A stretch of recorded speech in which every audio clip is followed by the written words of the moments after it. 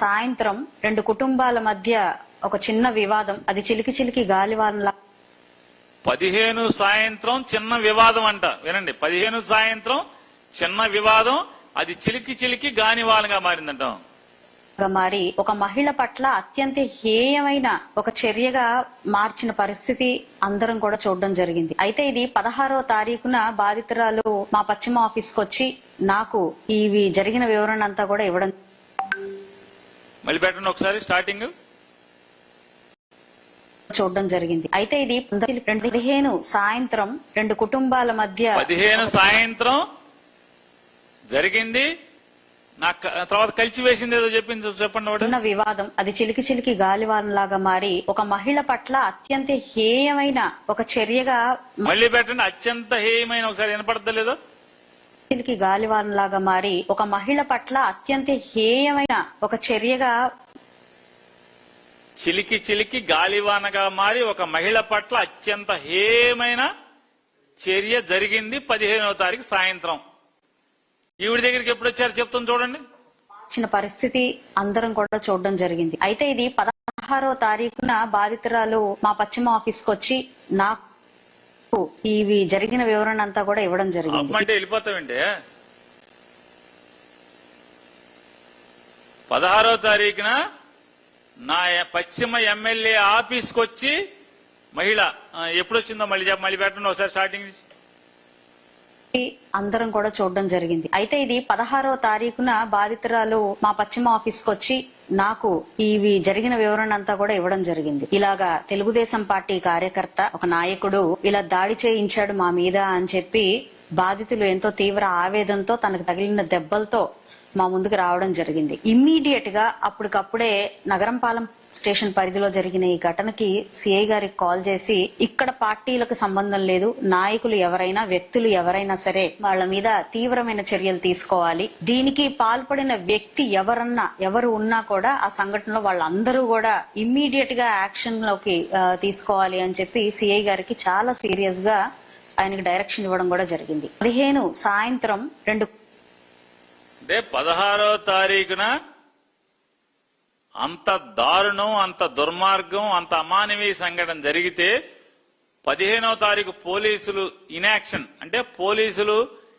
నిశ్చర్యల వల్ల దానికి ప్రధాన కారణం, మూల కారణం పోలీసులు ఎందుకు కదలట్లేదు అనేది ఆ బాధితులకి అర్థమై ఎమ్మెల్యే గారింటికి మర్నాడు 16 సాయంత్రం ఆవిడ చెప్పారు, ఇంకో వీడియోలో ఉంది, 16 సాయంత్రం అంగన్వాడీ మీటింగుల తర్వాత నన్ను కలిశారు, వాళ్ళ కొడుకు ఒక వీడియో చూపించాడు, అప్పుడు నేను కదిలిపోయాను, వెంటనే పోలీసులు కేసు కట్టాను అన్నారు.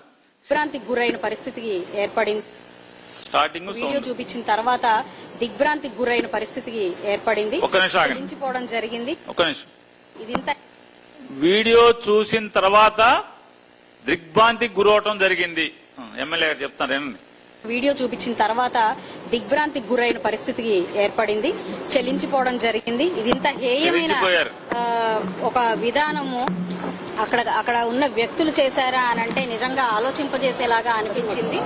అది ఆ వ్యక్తిని ఒక హిజ్రా తన బట్టలు తీసేసి మరి ఎంతో గౌరవ భంగం చేస్తూ ఆవిడ మీద ఈ హిజ్రా దాడి చేయడం అనేది ఆ వీడియోలో కనిపిస్తా ఉంది. దానికి నిజంగా తీవ్రంగా ఖండిస్తున్న విషయం మేము ఇది. ఎట్టి పరిస్థితుల్లో ఇలాంటి ఒక చర్యకు పాల్పడిన వాళ్ళు చట్టరీత్యా వాళ్ళకి బాధ్యులవుతారు. కాబట్టి వెంటనే ఇమీడియట్ గా సదరు అధికారులకి ఆ స్టేషన్ పరిధిలో వచ్చిన అధికారులందరితో మాట్లాడి వెంటనే వీళ్ళ మీద యాక్షన్ తీసుకోవాలి అని చెప్పి డైరెక్ట్ చేయడం జరిగింది. 16వ తారీఖు సాయంత్రానికి ఎఫ్ఐఆర్ కట్టడం జరిగింది వీళ్ళ మీద. అయితే వాళ్ళని తీసుకొని వచ్చి స్టేషన్ లోకి సరెండర్ చేయని క్రమంలో మరుసటి రోజు మళ్ళీ స్టార్టింగ్ చెప్పి వాళ్ళని తీసుకొచ్చి చెప్పండి. ఆవిడేమంటారు వినండి. నేను ఆ వీడియో చూసి నా హృదయం కదిలిపోయింది, మనసు కలిచివేసింది. ఆవిడని అమానుషంగా ఆవిడ మీద వివస్త్రం చేశారు.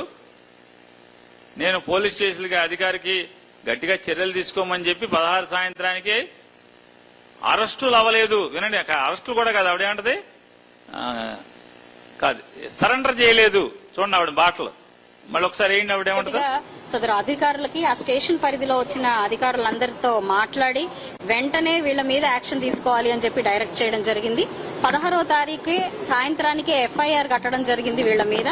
అయితే వాళ్ళని తీసుకొని వచ్చి స్టేషన్ లోకి సరెండర్ చేయని క్రమంలో మరుసటి రోజు మళ్ళీ ఫాలో అప్ చేసి వాళ్ళని సరెండర్ చేసే పరిస్థితి వచ్చింది.